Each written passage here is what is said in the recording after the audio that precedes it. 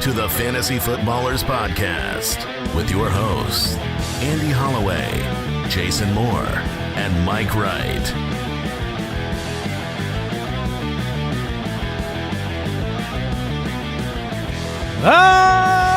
Welcome in.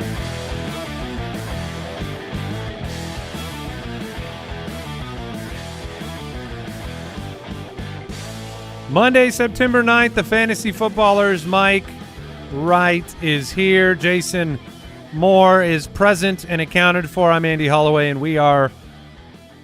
with our powers combined. we are Captain Planet. Deep breaths, everybody. Woo! Yeah.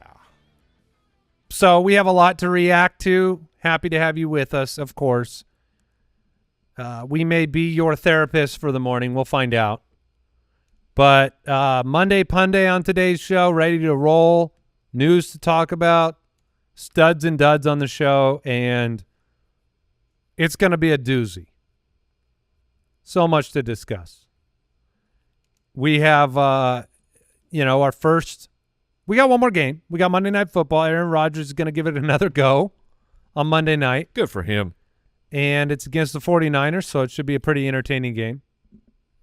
How are you feeling emotionally after the first week of football? Personally? Yeah, personally. Outstanding. You're feeling great. Mike, how are you feeling emotionally after the first week of football? Oh, man. Pretty good. Oh, awesome. Oh, really? Pretty good. That, you see, your face betrayed it for about 3 days. Because I won everywhere except the most important league. Yeah. Yeah, it is funny how much that is the only thing that matters at the end. So when you lose your most important league and things went really bad and just continue to get worse throughout the entire week for that team, but the rest of your squads are doing really good. And so overall, it's pretty good. I am happy to hear that. I'm happy to hear you're doing well.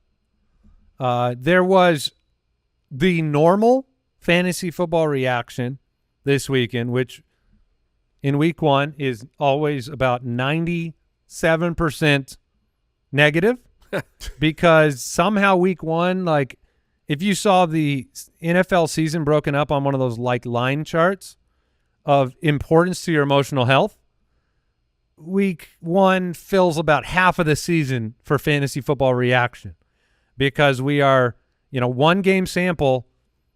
If it's week 7 of the season, doesn't really matter. People don't pay attention to that to define the whole year. But in week 1 right now, we're going to walk you through it and talk about things that we think were really, really valuable and important and things that you should probably just, don't even think about it. Just let it go. Now, were you laughing at the thought of letting it go, Mike? Oh, yeah. That's not possible.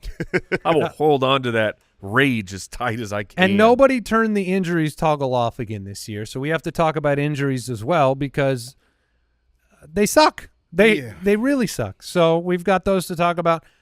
But we always kick things off with the contributions of the Foot Clan in the most sophisticated way possible. Yes. We have our good and bad Monday Punday to kick off the 2024 season. So we'll start with the good. These were hard to find, at least in your reaction to the weekend. No. I found them all. Opposed to me in the league of record. Well, let's go then, Mike. Go ahead and kick it off. Ooh, score, Quan Barkley. That one's terrible. Who put that one in? Well, how about this one? Ramonster Stevenson. Yes. And, of course, guys, I told you about him. J-Amazing Williams. Or about J-Win Daniels. My favorite player of the week, Lad McConkey. And, JK 3-Legs. Oh, no. Brock Powers. Jaden Ridiculous. All right, it's time for the bad. Yeah. It's time for the bad. We've got, there were about 50 of different variants here, but let's go with Starvin Harrison Jr. Or Trey McDied. Or Nah St. Brown. Nah, man. Nah. And we got Bust Edwards. Chris. Lave. Nausea Harris. Oh. DK Metcalf. Dalton Kincaid. You got Fake London. And Puka Nakua. Oh. That one I don't like on a deep deep personal level. You were going through it last night with the Puka injury. Now, is that because he's one of your highest rostered, most exposed situations? Yep, that would be why. He's in the Puka! majority. Yeah, he's in the majority of my important leagues. Was in the majority of my important leagues. He'll be and back. He'll be right? back, but not this week. Yeah, probably not. Yeah. Do we have any updates on Puka? No definitive. You know what we do have updates are? They are on Jake Ferguson. We have more updates on Jake Ferguson than we can shake a stick at. I mean, it was all day yesterday. Thank you, Sleeper. Questionable. We get it. Get it. I was notified many, many times that Ken Walker I had hope they gotten pay hurt. per notification. I hope their server bill is through the roof. And then on top of that, not just them, but today it has been very sniff, snap with Jake Ferguson, but we'll get to that later. Yeah, we have some updates on Jake Ferguson. We're waiting on Puka. There's going to Nacua. be more, but by the time we have to talk about him. Let's start with some ready to roll.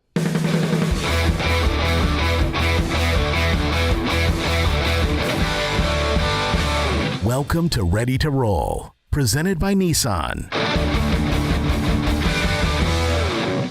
Well, it can be incredibly tough in week one to get proper context on what took place. We've got all those emotional investments, those hopes, those dreams, all the research, all the prior opinions.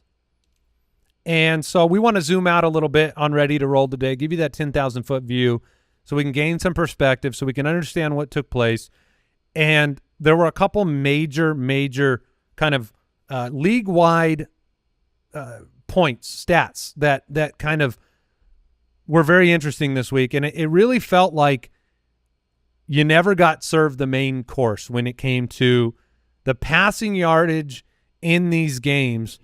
It was kind of ridiculous. The week one average, guys, 200 passing yards. That's not great. That's not a lot. I mean, you had the very bottom of the list, Caleb Williams. If you told me game-winning quarterback, 93 passing yards from Caleb Williams that you get to try to distribute amongst DJ Les and Rome Odunze and Keenan Allen. Fatlin. oh, come on. Allen was one of the I think he was the highest target share player of the week. He was not. No? I think that was Michael Pittman. You're right. It was Pittman, but Allen was up there. Oh, yeah. But 93 passing yards, you're not going to get anything out of 93 and 0. But, I mean, look at some of the other players. 144 for Justin Herbert, okay? Kyler, 162. Trevor Lawrence, 162. Joe Burrow, 164. Dak was 179. Yeah, I mean, that game was out of hand early. Yeah, that's the Cleveland Browns' fault. It felt like Dak Prescott was about to – He looked on fire to start the game. He was about to give us a game, and then the Browns and Watson just – they couldn't do anything. I want you to name the two quarterbacks with 3 or more touchdowns this week. Oh, one of them is Baker Mayfield. Former Cleveland Browns quarterback. The other is Derek Carr. Yeah, I mean, Send in the car. Send yeah, in the car. yeah. Derek Carr.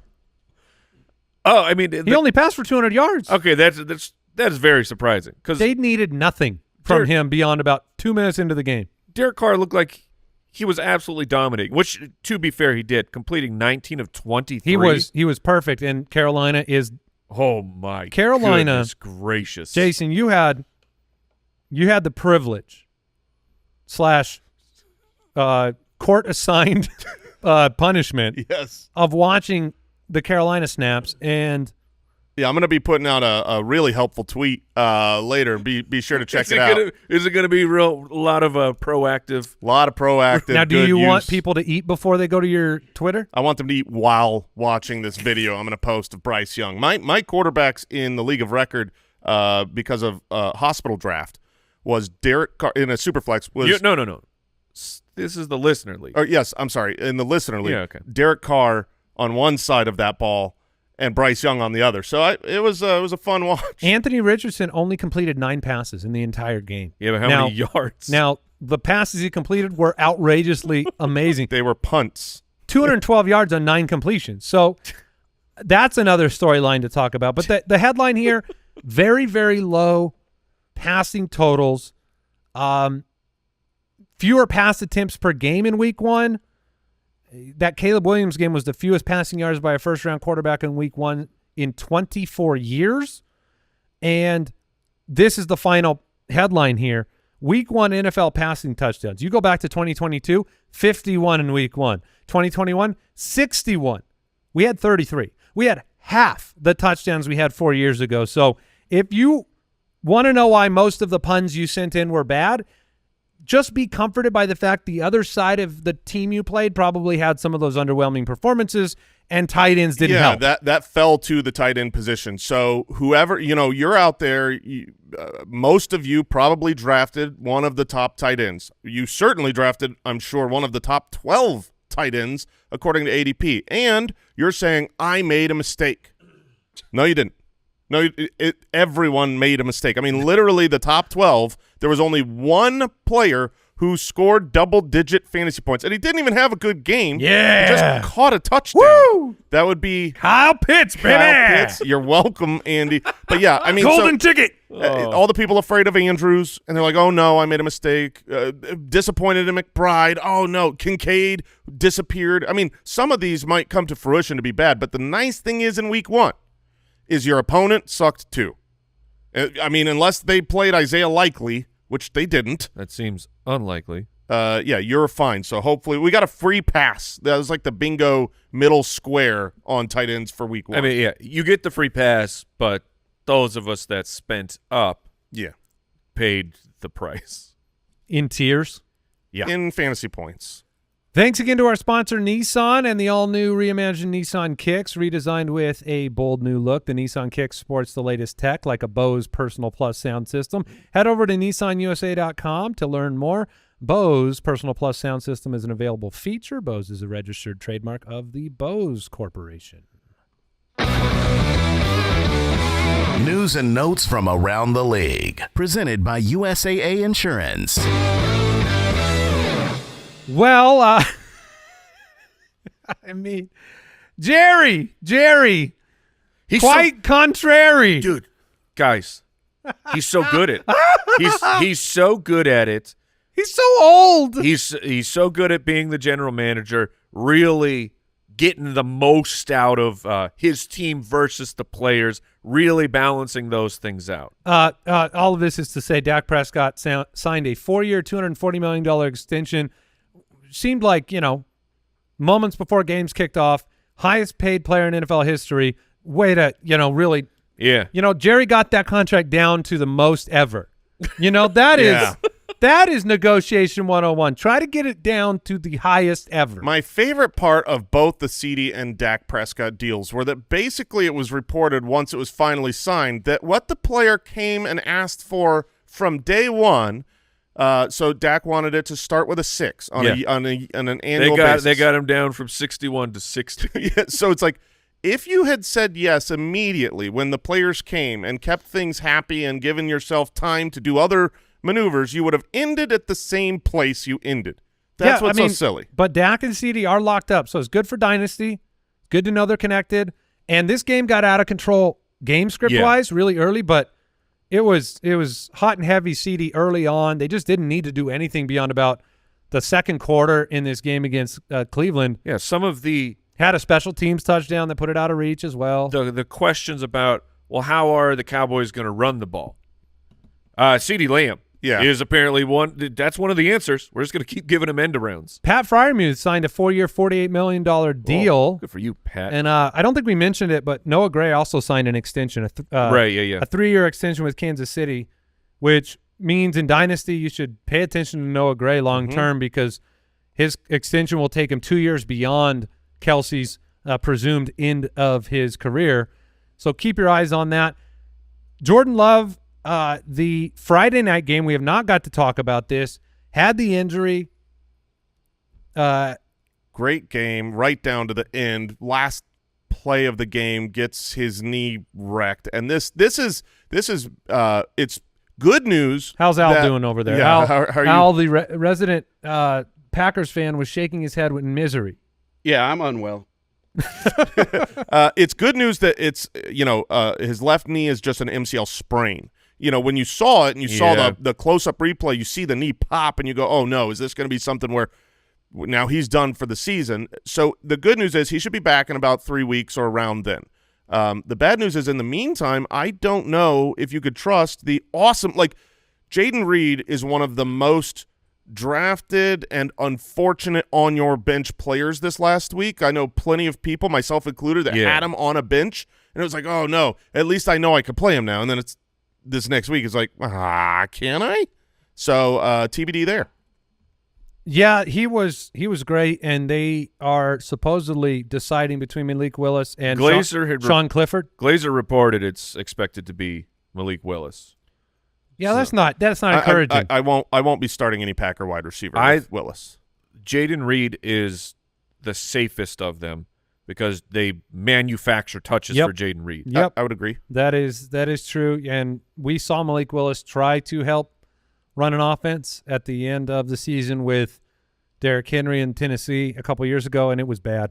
And then he just barely joined the roster. It doesn't help that he wasn't playing and practicing with the Packers for weeks on end. They're going to play defense, run the ball, and then you can pray for the wide receivers for a few weeks. Puka Nacua left Sunday Night Football with a right knee injury, same knee he injured in camp.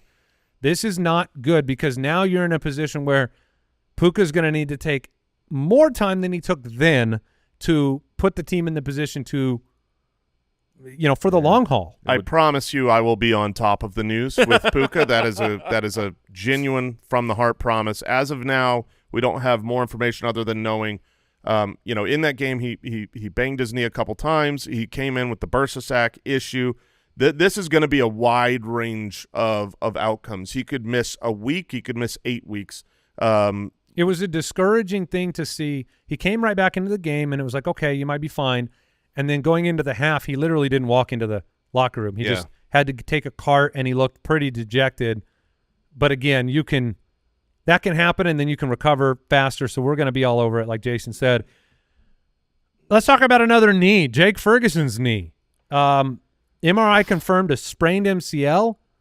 He could miss time depending on the severity and grade of the MCL injury. Yeah, it's again, like I said, the news on him is all over the place because there's another report. We do know it was the MCL. Yeah, well, another report saying it's diagnosed with a bone bruise and a minor sprain of the MCL, that he could actually still play this Sunday. I would expect, or at least I'll prepare. If I have Ferguson, you got to prepare that he's not going to play. Matthew Betts, our injury expert, pointed out that even if he played, he'll be less than 100%. Yes. So it's one of those situations. They are, I believe, at home in Dallas this next week. It might be time to pivot. They're playing the Saints. If you were a Ferguson manager, because this will be one of our questions that people ask, how hard in the paint are you going for Isaiah Likely right now?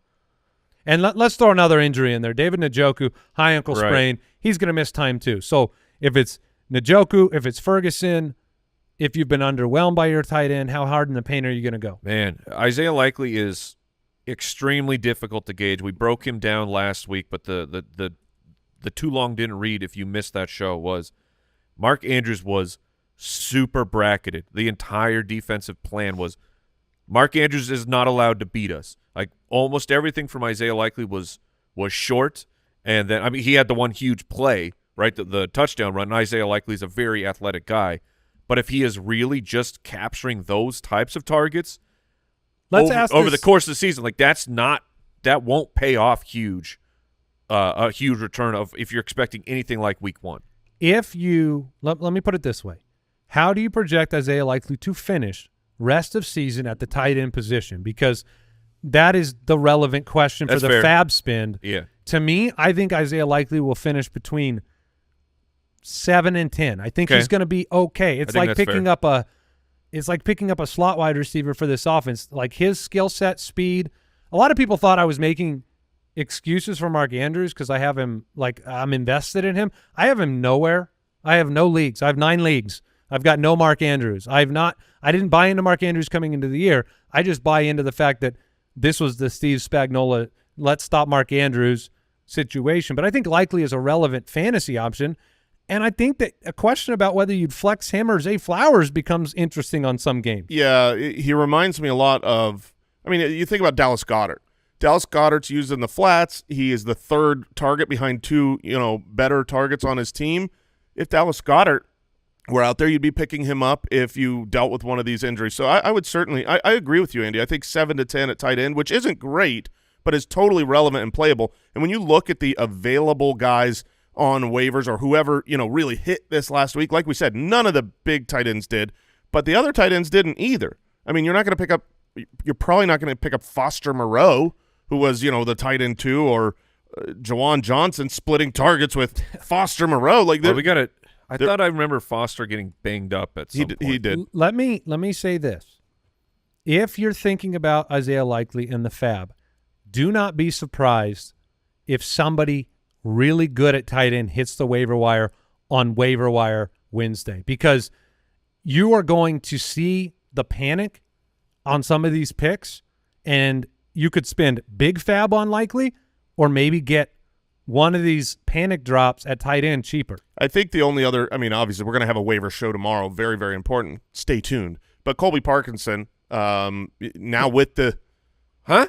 Now with the Puka Nacua injury. Who? And you lost whatever. target. He was – Well, what did he do yesterday? He was okay. Colby Parkinson had 5 targets, 4 for 47. I mean, it's not great, but but that's playable. Yeah, it's playable. No, they have a role for the tight end in Los Angeles. And your point about Nakua's injury, do you want to try – like if you had Ferguson, you could pick up Parkinson and play him in his place for 2 or 3 weeks and spend 0 Fab. Yeah. Or you can go spend 70, 80 Fab, because I'm telling you, likely they're going to pay up for him. Yeah, and if you disagreed with all my takes, then go pay. Yeah. I don't have a problem if you want to call your shot on Isaiah Likely. I'm just not doing that. Jordan Addison left with a high ankle sprain. It is the opposite it was his other one, right? Ankle. Yeah. So he missed 2.5 weeks of camp with the other high ankle sprain. You would expect him to miss a little bit of time. I mean, a high ankle sprain is usually with a high ankle sprain, you either don't miss a week or you miss 3. Those are the most common outcomes. Keenan Allen left with an undisclosed leg injury. Keenan Allen often does leave with undisclosed injuries. Had a heel injury already. Keep an eye on that. Roma Dunze could hit waivers by skittish managers, and that would be a pickup. Kenneth Walker left in the 4th quarter of a game. Kenneth Walker looked so good it hurt. I was against him in our league of record, and I knew every time he touched the football, my week could be ending. That's how good he looked. Left with abdominal pain. Told reporters he was good after the game, but we will need to monitor practice reports. Yeah, I hope it was just to get that man some Pepto. He got was a tummy ache. Unbelievable. He should have vomited like Pacheco and then got back just out get there. The demons out. Puke and rally, Kenneth. Puke them demons. All right, that was today's news and notes presented as always by USAA Insurance. Learn more at usaa.com/insurance. We will take a break. We will get right into the studs.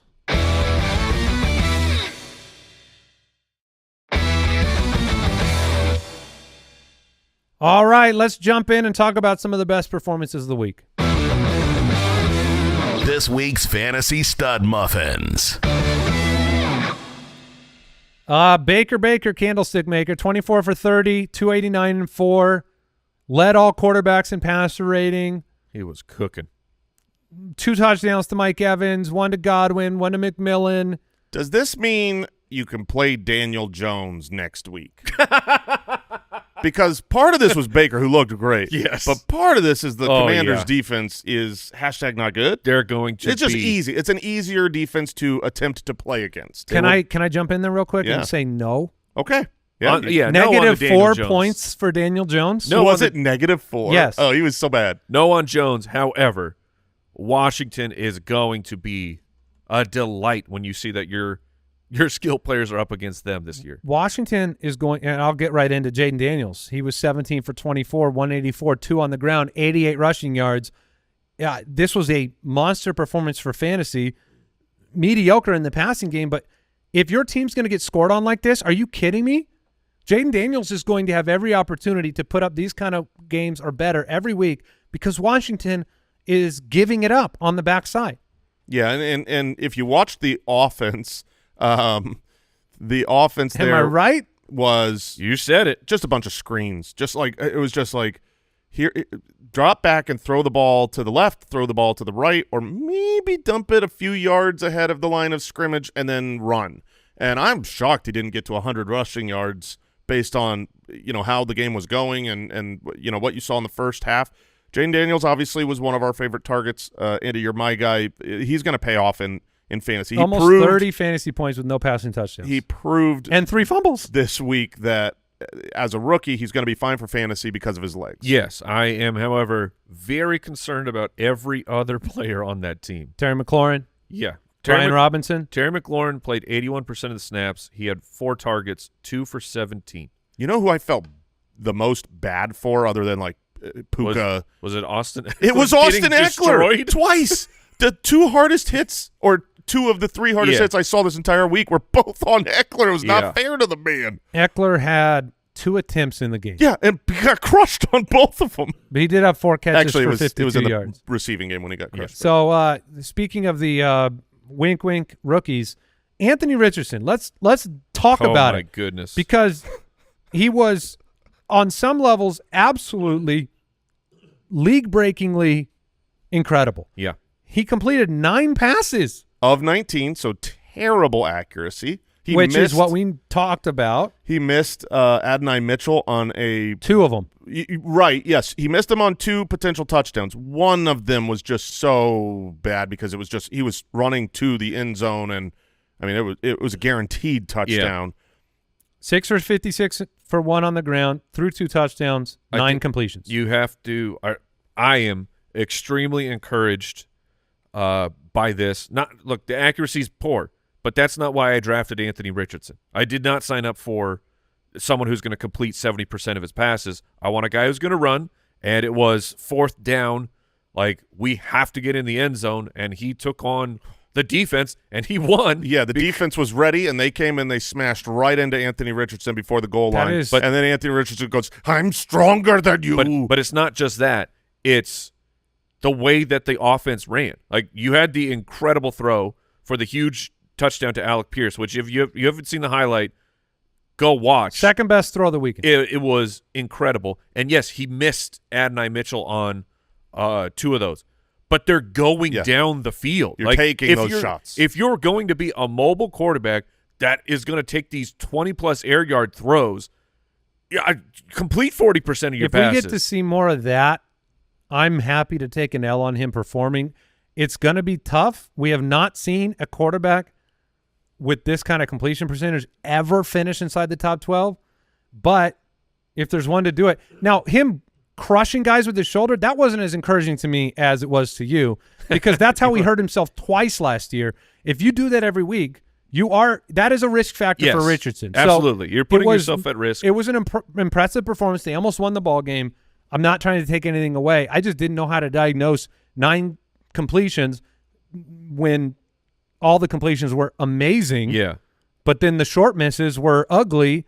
I mean, he's my league of record quarterback. And every single time he dropped back to pass, I was just praying he didn't throw that ball. I'm just like, no. It was awesome. No, nobody's open. Just run. The throw to Pierce was amazing. He completed another bomb to him later. It is.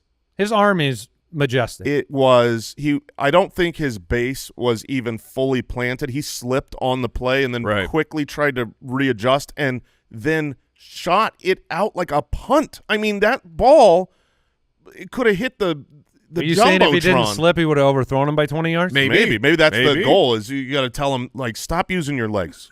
Don't put your legs in all arm. Lamar was great in week 1. Josh Allen got it done in week 1. 2 rushing touchdowns, 2 passing touchdowns against Arizona's defense. Did bang up his left hand. Should be okay. I will say he did not look great. And this offense did not look great. Andy, good call on the almost upset. The Cardinals were right about to tie the game on the last so close play. Hey, well, that's what you called an almost upset. But it took a while to get going. I was very disappointed with their offense, and it was against a bad defense. Like, the Cardinals' defense is bad, so I'm a little bit worried. We'll see how they fare against Miami this next week, but yeah, that'll be an interesting test. Miami's a much better defense. I mean, obviously, still a great fantasy performance. Do you care about Carr or Baker moving forward in terms of the Baker? I do. For streaming, or for, like, would you sub him in for somebody that underperformed this week that you thought was a starter? Like, best example would be Tua. Tua had a tough week. Would you be pivoting or just moving forward with who you draft. I think I'd be willing to hold on to just Baker. He's not going to be that good every single week, but the fact that the offense didn't completely crumble after the shift of offensive coordinator, it's encouraging. And also, they improved their weapons. Godwin looked really good in week 1. You add McMillan there. He looked good, caught a touchdown in the game, and Bucky Irving adds a little bit to the offense. So, I think Baker's very interesting, is a good pickup, I believe. I'm not, I'm hopeful for Derek Carr since I've got a lot of Olave, who ironically had a terrible week. Yeah. But no, I'm not playing him. And Carr's at Dallas. I talked about the schedule for the Saints, how they get to open against the Panthers, great, and they looked great, but now it's tough sledding for 4 weeks. We saw Saquon on Thursday, or I guess it was Friday night. It was amazing. Mm-hmm. He got everything. Chunk plays all the time, 8 carries inside the red zone, the most in the NFL. So for Saquon and Joe Mixon, two players that moved teams super good as veteran stars. Mixon was 30 for 159 and 1. It tied his career high in attempts, and he looked great on every one of them. We tweeted out every carry today, 4 carries inside the 10, 92% of touches, everything they wanted when we were like, well, Singletary was pretty good for the offense. Well, this was an offense that was 3.5 a carry last year on average, and they come out in week 1 and they literally put in place a perfect offensive scheme with Joe Mixon. 30 for 159 and 1. He looks like a workhorse. And he's one guy that doesn't generally get hurt. Yeah, the utilization of Saquon and Joe Mixon mixed with how good they looked, and they're on great offenses. Genuinely, like if you were redoing the draft right now, those two guys would be right after Bijan and Brees. I mean, they would be middle of the first round over a lot of those wide receivers. It was a good day for Alvin Kamara in a blowout, 15 for 83 and 1, 5 targets. So that was nice to see. Ramondre Stevenson, workhorse, 25 for 120 and 1. He really was. He was at a running back attempt share that let me just double check it. So he hit it. No, he didn't even get there. He was at 78% of the running back attempts. He never hit that one time last year. And he was number 1 in yards after contact. It was the recipe that this team wanted to put into place when they paid Ramondre, when they drafted a rookie quarterback, when they brought in Jacoby Brissett, and it worked flawlessly. Play defense, run the football.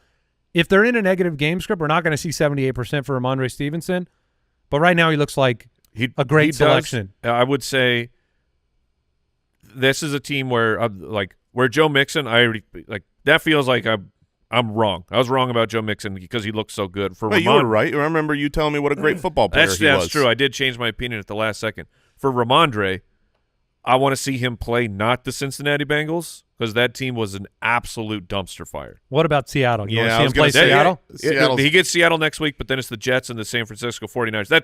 I'm saying is, I'm not rushing out to immediately try and trade for Ramondre. He's going to have some nausea games because of the fact that this offense could get behind or, and still be relentless with the run. But if he doesn't get into the end zone on a handful of games this year, you'll probably be disappointed. But he looked good, and that was the important thing. Yeah, I think to Mike's point is, and it goes with the yards after contact, like he led all in yards after contact. Part of that's good, part of that's bad.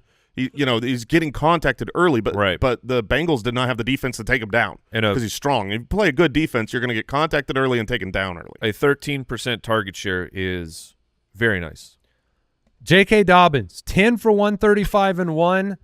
The best, worst performance of the week. Have you ever seen a better bad performance? I mean, I don't know. We're talking about the fact that it was a great day for J.K. Dobbins. But he had a 46 and 61-yard run. And on both of them, he could have most players would have scored, but the one leg was all he had going after about 20 yards. It was so funny on the second one when he's running and he's ahead. I mean, he's beat the defense, and so he should be running to the end zone, and he gets, whatever it was, however long that 61 and 46. So about 58 yards down the field, he wraps up the football with both hands. He's still 15 yards from the end zone, and just because he knows he's out of gas, it's like the end of the Daniel Jones run from years ago. He was 3.5 a carry on his other 8 carries, but those 2 big plays are amazing. The team did everything they wanted to do. I do think that the Gus Edwards, J.K. Dobbins split, you'll still see that, and that means that there's a possibility Gus has a better game at some point. If this continues for 2 or 3 games, I think you'll see a little bit more distribution to the J.K. Dobbins side. Dobbins will certainly be one of the biggest waiver wire pickups of the week. Well, Devon Achane, 10 for 24 on the ground, but had a rushing touchdown, 7 targets for 7 receptions and 76 yards. So split time with Raheem Mostert. Mostert had kind of a dud of a game. He did. And he looked like he got banged up too. Achane was amazing in the receiving game. So there was a video of him kind of getting banged up at the very end of the game. Hopefully he's okay. Kenneth or Jason won't be okay. I just can't. Not too many injuries to my guys. It's the one scary thing about Achane, man. He's a little guy that runs really fast. He gets hit really hard. I hope he's okay. At least what we saw is what we hoped for. He was, he was their primary dude. I know he's splitting time. He's always going to split time, but being involved in the passing game that much slot work. 7 for 76 is good for a wide receiver. And then you add the ability to have rushing touchdowns, and that was a goal line rushing touchdown. They didn't take him out and put Mostert in when they got down to the 2 and the 1. Ken Walker was 20 for 103 and 1. He didn't get going until the second half. The game script was conducive for him towards the end of the game. We'll pay attention to the abdominal injury, but he looked electric. He looked a lot better than the passing game did. Let's put it that way. The passing game looked troubled on a lot of fronts, and we got people to talk about there soon. Other good performances on the ground, and I'll go through them quick. You can pick one out and talk about them as you want. Connor, 16 for 50 and 1, also had 3 catches. Aaron Jones, 14 for 94 against the Giants, had a touchdown. Pollard got into the end zone. To me, he is, my take on him was that he's just so much better than Tajay Spears. That was mine too. In my opinion, 16 for 82 and a touchdown against a good Chicago defense to me was impressive, 5.1 a carry. Brian Robinson got into the end zone. He also caught 3 passes for 49 yards. I liked what I saw from him in a game where they struggled on offense. Jerome Ford was good on a bad situation. David Montgomery and Jahmyr Gibbs both scored. Phew. And Gibbs caught passes. There were 2 drives in the game where I saw a swap, because I watched this game very closely with Gibbs on my roster. Jason has Montgomery. I saw 2 drives where they had a swap mid-drive. Otherwise, they were pretty much going, this is a Monty drive, this is a Gibbs drive. Mm-hmm. So, Gibbs got a couple back-to-back in the fourth quarter, which I thought was interesting. But then in overtime, they decided, Beef Boys, we're going to get up there, hit you in the face, and let Montgomery run through you. I mean, David Montgomery won that game. He was unbelievable in overtime, and maybe that was partly because his legs were fresh from Gibbs having a lot of the fourth quarter. I mean, it's just good football. I obviously Gibbs is going to be far more safe because of his work in the passing game. Only 1 target for David Montgomery through a full game and overtime. Montgomery should be fine most weeks, should be used, and he's successful. Montgomery had the highest rush success rate of any running back in week 1, but he doesn't get used in the passing game, and that's just bad for fantasy. Going back to Tony Pollard, because I think that is one of the biggest we were talking about what we're watching going into week 1 and what matters. Every word all offseason out of the coaching staff's mouth is that this is a 1A, 1B situation, a 50-50 timeshare. It was not. You're talking about Tony Pollard had 16 carries. Tajay had 4. Tony Pollard's the starter. Pay attention to that. Spears wasn't bad on his 4 touches, but he didn't get a lot of touches. At wide receiver, studs, Jaden Reed, 6 targets, 4 for 138 and a touchdown, had a rushing touchdown. He's very good. He had another touchdown as well in that game. That was called back, but it was 12 men on the field. Yeah, on both sides. For both sides, so it was an irrelevant thing. It was that's equal. Just let him play it out. I know. Both players had no effect on the play, and Reed broke tackles. Reed just looks so good, man. 21 targets? Cooper Kupp. See that? I didn't realize that. Fantasy MVP. Oh, man. Cooper Kupp, 21 targets, 14 for 110-1. He was in motion. Oh, I watched this thing, man. He was in motion before every play, and it was like you just couldn't guard him. It was impossible. Also scored. Cooper Kupp, we told you he was going to be a steal. He's going to be an accidentally even better steal with no Puka Nacua. He's going to perish, though. If you give him 21 targets a game, his body will disintegrate. Fine. He's fine. They're little bitty baby targets. Even just the motion, man. That guy's got to be on an IV right now. But I would say to get tackled that many times in a game. Kupp was in motion That's wild. at the snap on 30 plays, which is 6 more than any other player in a game over the last 7 years. Shout out to Cooper Kupp. Yeah. He also sent us some coffee. Oh, He thank did. you, Cooper. Yeah. So sent Jason some Stay coffee. healthy, man. Yes. Tyreek Hill, 12 targets, 7 for 130-1. Just missed another bomb touchdown. He's impossible to defend, and he will probably score a long touchdown every game. That's how it feels.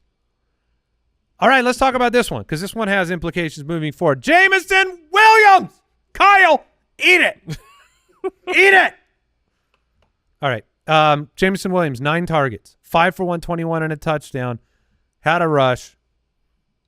I'm saying that all very loudly and directed at Kyle because I know there's a chance I won't get to say it next week.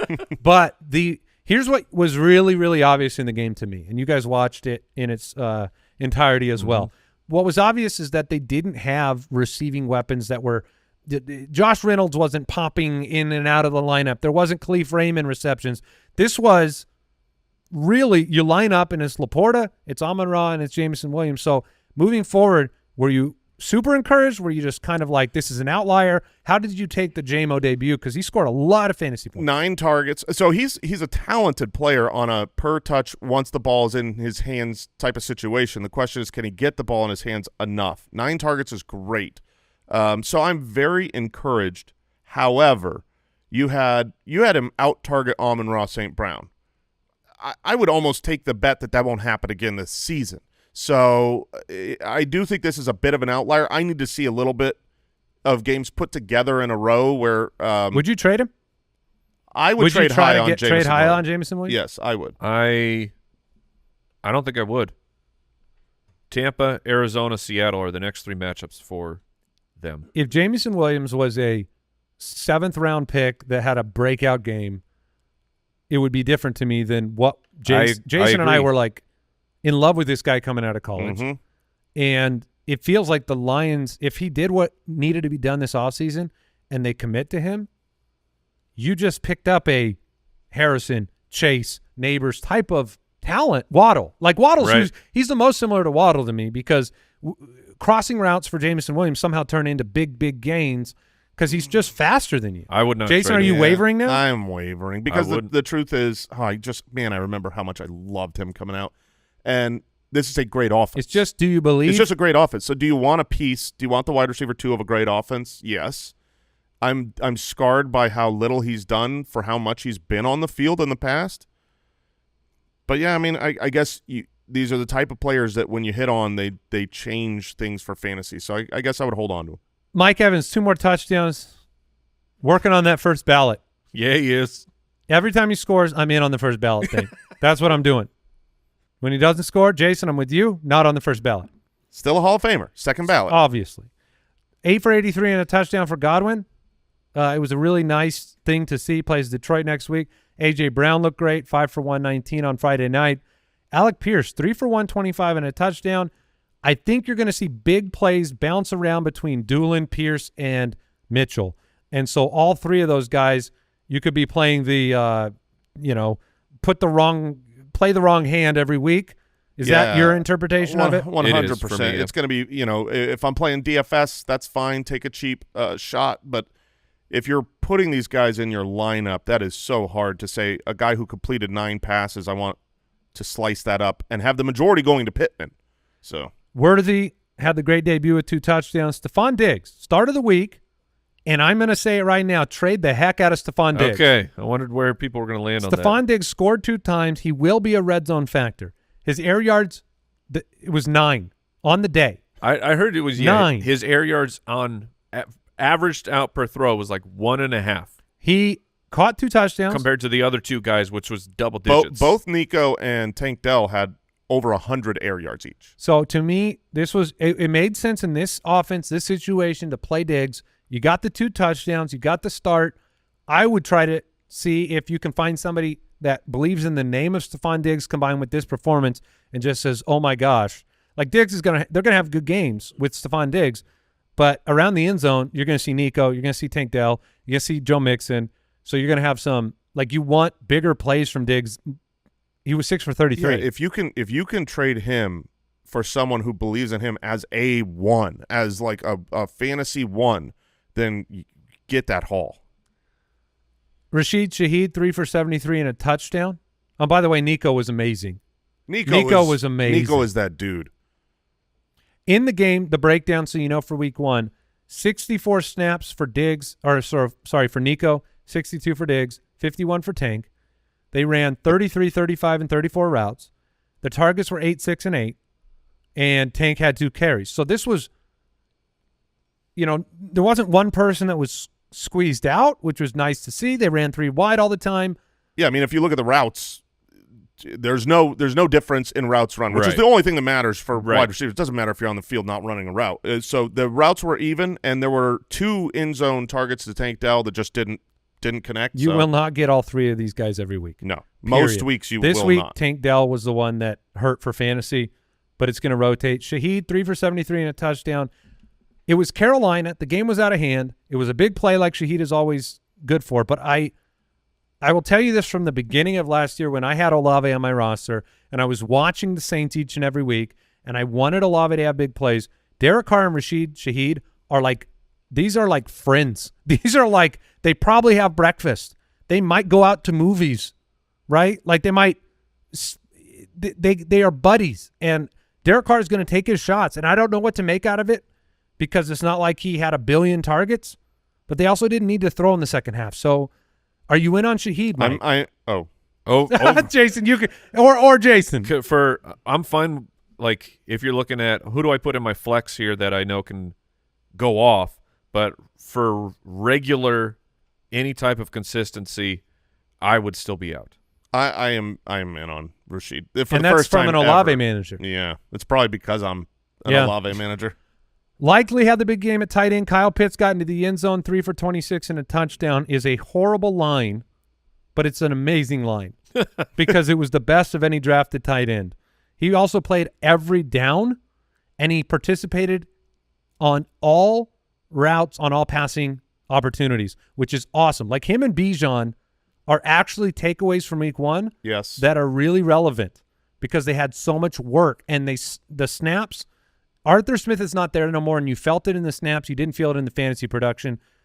So we'll talk about Drake London later, but those 2 guys, I think. Yeah, the behind-the-scenes utilization is perfection. It is what you dream of for fantasy. It didn't come through. I mean, Pitts got the touchdown, which was great, but he also had like a little crosser that I just don't remember ever seeing Arthur Smith use it. That was Jonnu Smith's role. It's like some of the layups. You got to get the ball in the hands of your athletes easily, not just like, gunslinging it downfield. So it was great to see, even though it's so funny because it's a bad stat line, but he's in the studs because he was pretty much the best tight end that was played this week. That was drafted. Yeah. The only other takeaway, because it was a great debut for Brock Bowers. Yes. It was 6 for 58.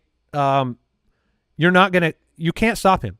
So if the team has any brain cells at all, you will target Brock Bowers all the time. And it was a great debut. This was only 2 rookies since 2014 have had 8+ targets in the first game.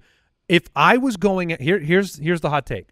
If I'm going out to spin fab and Bowers didn't get drafted, if he didn't get drafted, that's an easy one. I'm spending way more on Bowers than likely, though. That's the take that I'm giving you, is that Bowers is the better player. Yeah, I agree. If Bowers were in our league of record, because I have lost Njoku and I'm going to have to find one. If Bowers was on waivers, I would drop 80. You want Pitts? Sure. All right, we're going to take a break and then come back with us and commiserate on some of these duds.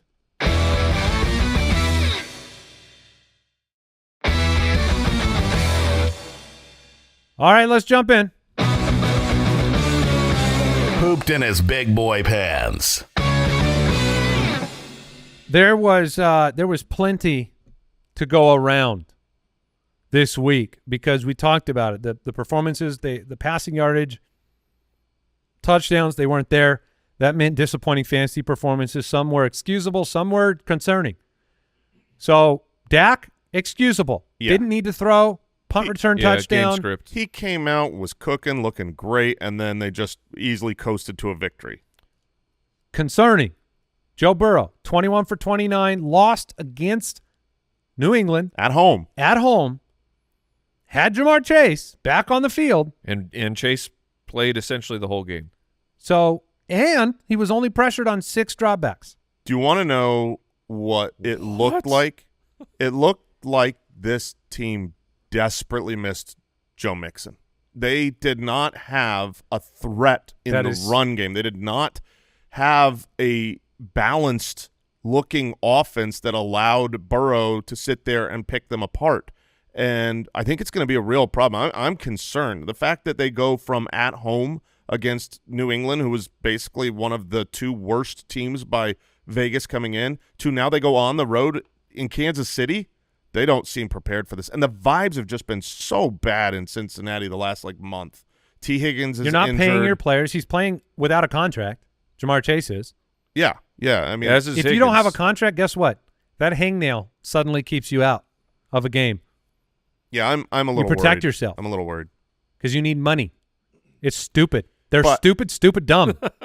But And they were dumb to lose Mixon and not replace him with somebody that was a threat for a team that competes for a Super Bowl. Yeah. I would have to go back and rewatch it because Moss was not inefficient. No, Moss was 9 for 44 on the ground. He caught 2 passes for 17 yards. And They Moss only is had a 12 rush takeaway. attempts as a team. Yeah, Moss is a takeaway that he is their main lead guy, like some of us thought he would be. He got the touchdown. He looked fine, but it's still different when you have now an identity of there's a big difference between Joe Mixon and that. That's why they didn't run the ball much. Goff and Lawrence were disappointments They because were. the over-unders of these games, the expectations of these games, Goff and Lawrence did not perform up to expectation. Amon-Ra's disappearance was a big part of why Goff had the game he had. I feel The like Goff one was baffling. Like Trevor Lawrence, you're hoping that if he's in a game against Miami, we're going to get a bunch of points around here, that he's going to have a better game. That's fine. But Jared Goff was, this was brutal. It was the first half was the highest first half of just guys saying well, no, we're only going to run the ball. No, we're only going to run the ball. We're going to end up running the ball more than you. I dare you to run the ball. And he ends up by the end throwing the ball 28 times, but that was not the game script I thought we were going to get. From a film standpoint, obviously very disappointed with the fantasy output in both Goff and Lawrence. From a film standpoint, I have no concerns. Lawrence actually had some really impressive plays to me. So Goff and Lawrence, I think I still have the expectation I had prior to this week on them. Kirk Cousins. This was a tough situation for him. Pittsburgh's defense and I almost said JJ. TJ Watt were unrelenting, and Cousins was coming back from an injury that made him nearly immobile, and this combo did not work. Hayden Winks tweeted out a single play that I've never seen something like it. It was like, Kirk Cousins was in the pocket, and he doesn't plant on his throwing leg, which is the Achilles leg, and then throws this ball basically into the dirt because he didn't have power from his throwing leg. They didn't run play action.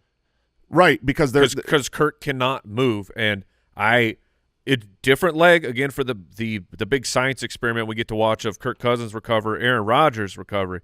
But my first thought after watching Kirk was, Well, and he's going to be tentative, and then when TJ Watt's bearing down, maybe you're even more tentative.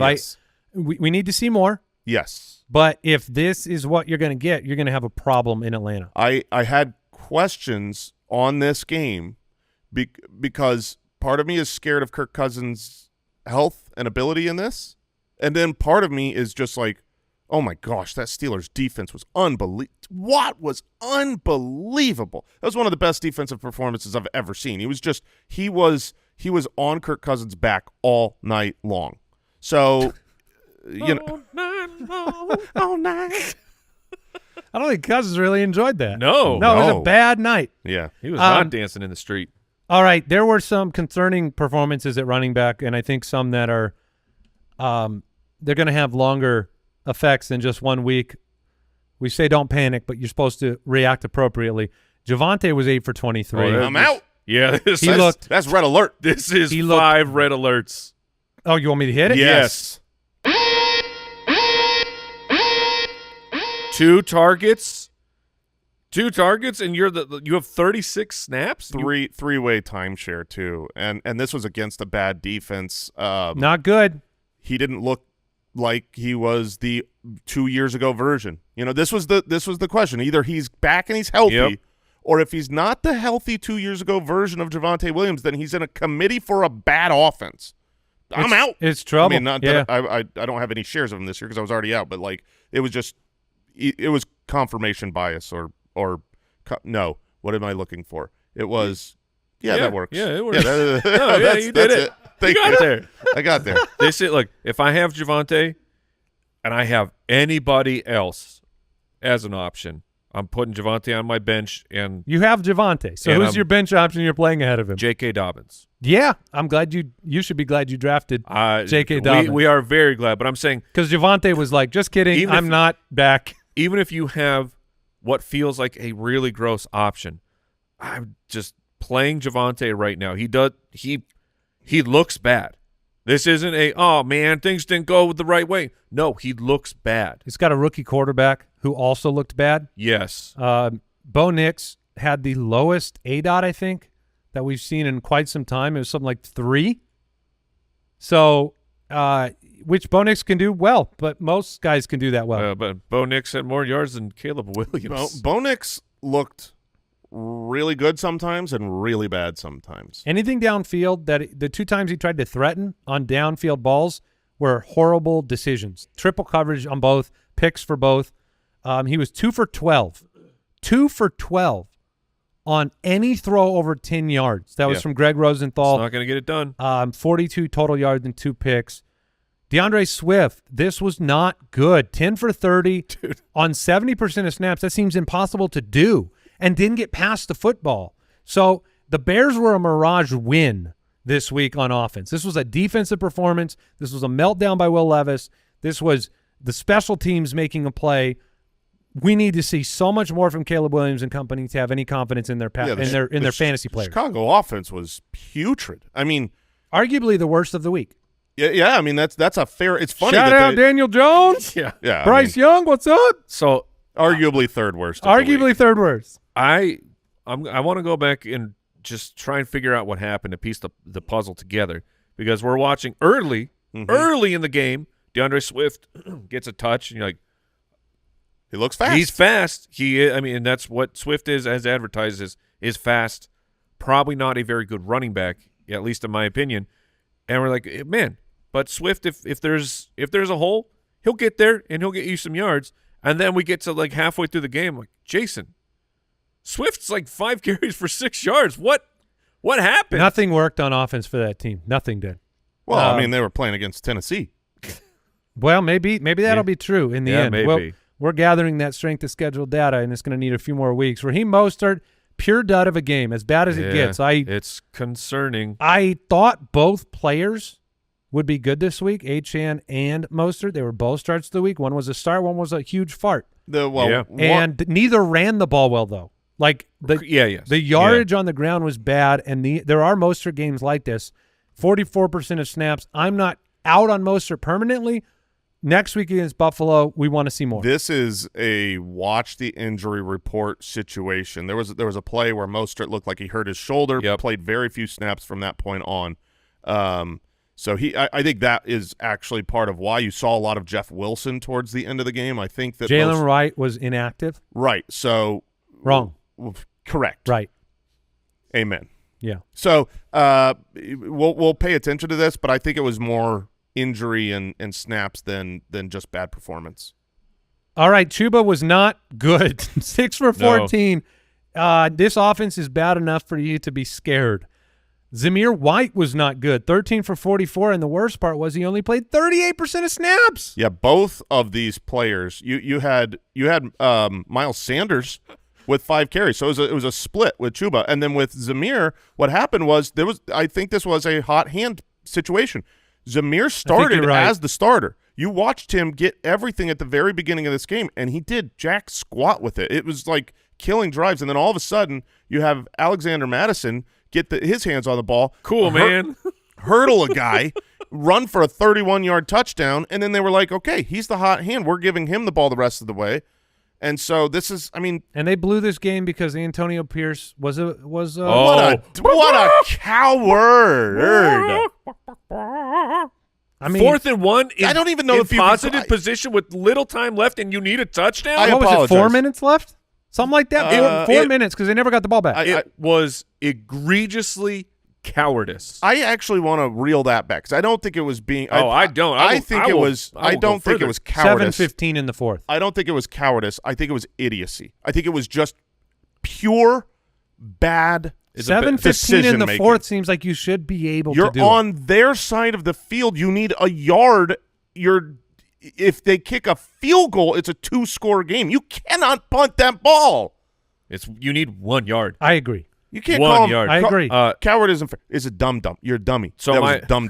Dummy. My zoomed out look at Zamir is it could be hot hand. I need some more data here, but it's the Madison ran 24 routes. Zamir ran 10. Like that was pretty much my entire concern with Zamir White is that Madison will be the receiving back. He was only 3.38 a carry too. I mean, he didn't do enough, and they play Baltimore next week, so you may need to save him through to Carolina and see what happens there. He was not where like Chuba got game scripted out because the Saints just blew out. You know who's in Panthers. trouble? Chuba and Devin Singletary. Singletary is in trouble because that offense is in trouble. You cannot. It just brings back memories of when Cleveland said they wanted to run the ball with Isaiah Crowell. Yeah. And then you came out and your defense was so abysmal that you don't get to do what you want to do. I disagree.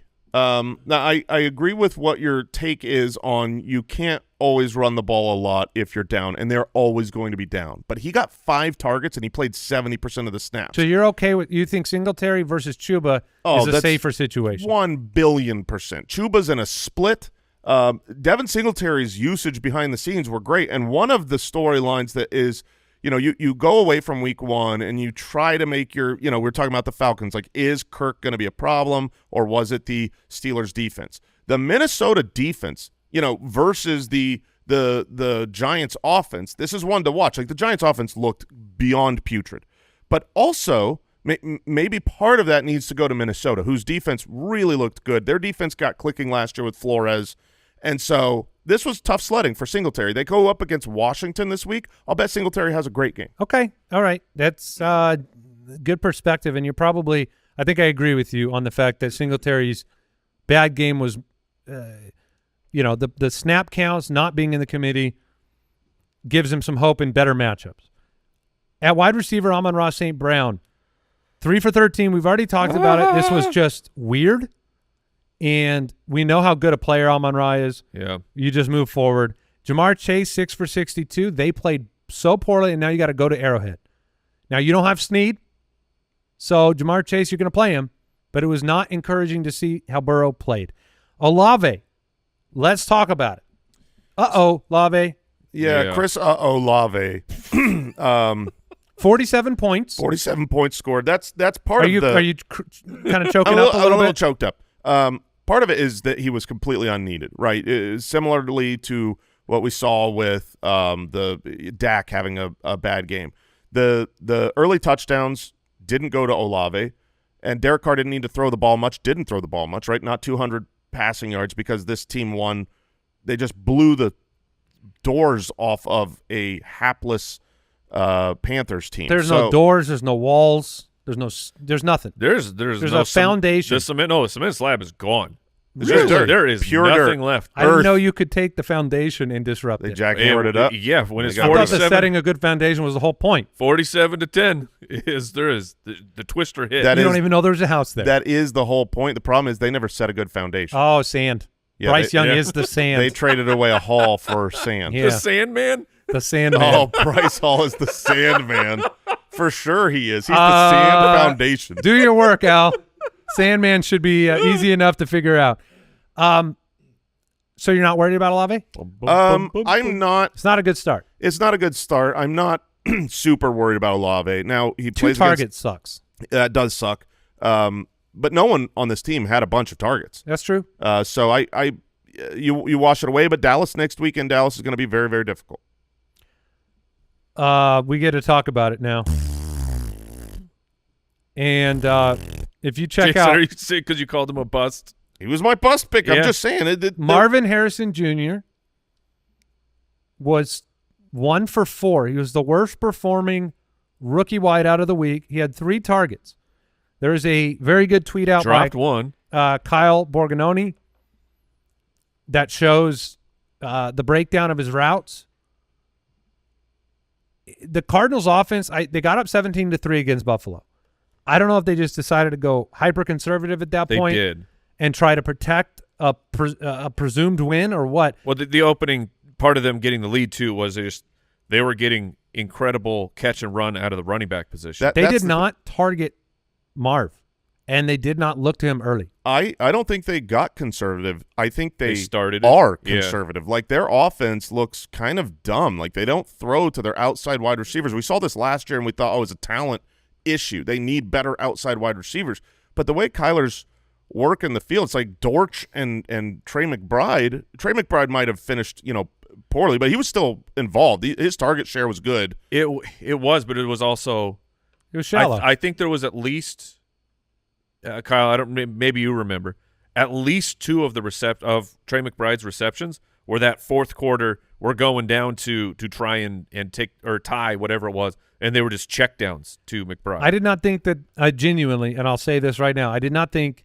When you look at the grand scheme of the offseason and projecting Marvin Harrison, I didn't think a game like this was possible for him. Right. So I'll say that to start. I didn't think it was possible for your wide receiver 1 to play every snap, to be out there, and to go 1 for 4. I did not think that was in the realm. I thought even if he wasn't as prolific as Malik Neighbors on the big games, that you would never get a game like 1 for 4.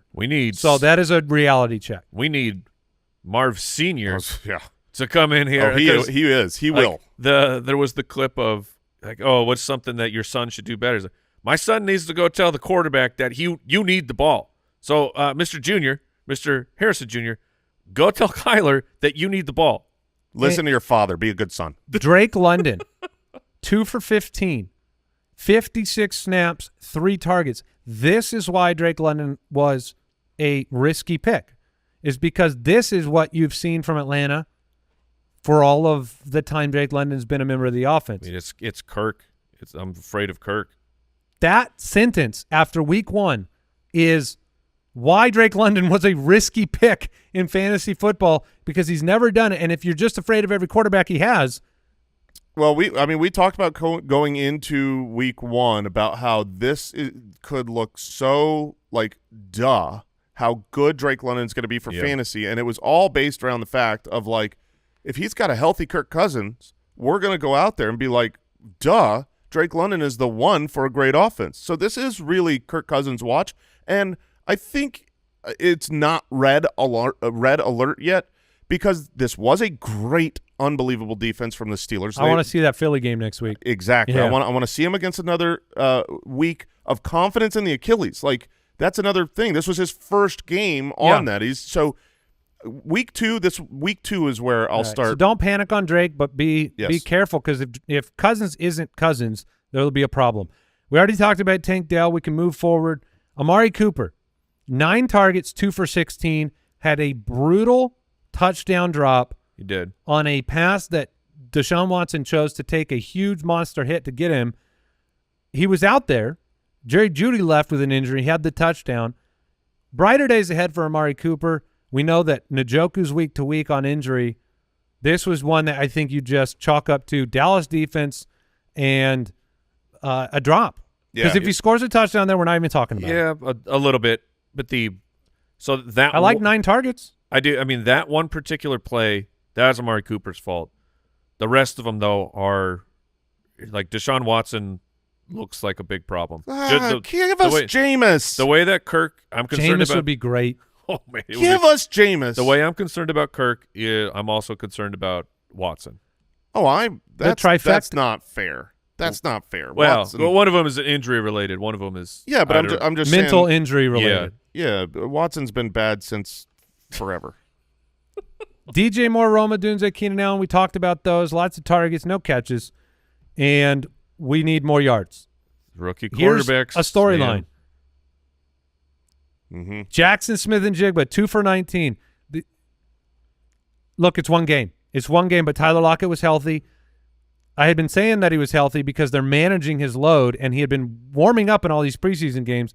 He was their best receiver by far. He had better numbers than Metcalf and JSN combined. Metcalf, huge disappointment. People should be mad. That was the worst one I've ever done. That was the worst one. I'm so sorry, everybody.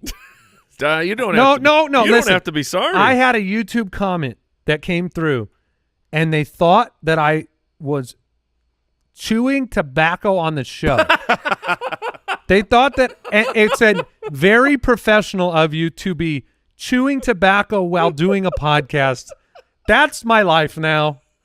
For those Just for a couple more months. For those that are new to the show and don't understand, if you hear a whistle, if you hear something weird from me, if I can't say the letter S, I'm still dealing with my front tooth being knocked out. I'm sorry. I'm not chewing tobacco on the show. That's the craziest thing I've ever heard. Just having a or dip. off the show for that Or off matter. the show, or ever. Yeah, I have never partook. I think that would be about the billionth thing I could see you do. Could you imagine? I'm going to start putting in a wad mid-show. That whistle was amazingly loud. Yeah, it was good.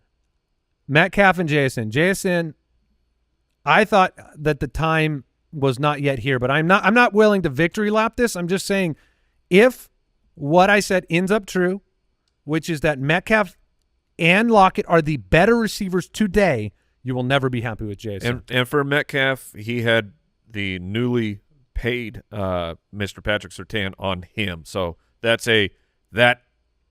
sucks. Metcalf will be fine. That sucks, but that happens. Yeah, I had an expectation going into this week that Metcalf was going to have a bad week. The JSN thing is legit, and Lockett looked great.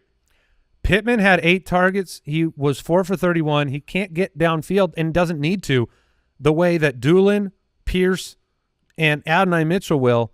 That was the only worry, and that was the reason all three of us had Pittman regrettably lower in the rankings. It was not a lack of love for Pittman. It was a realization that they're not going to throw that much. When they throw, he's inaccurate.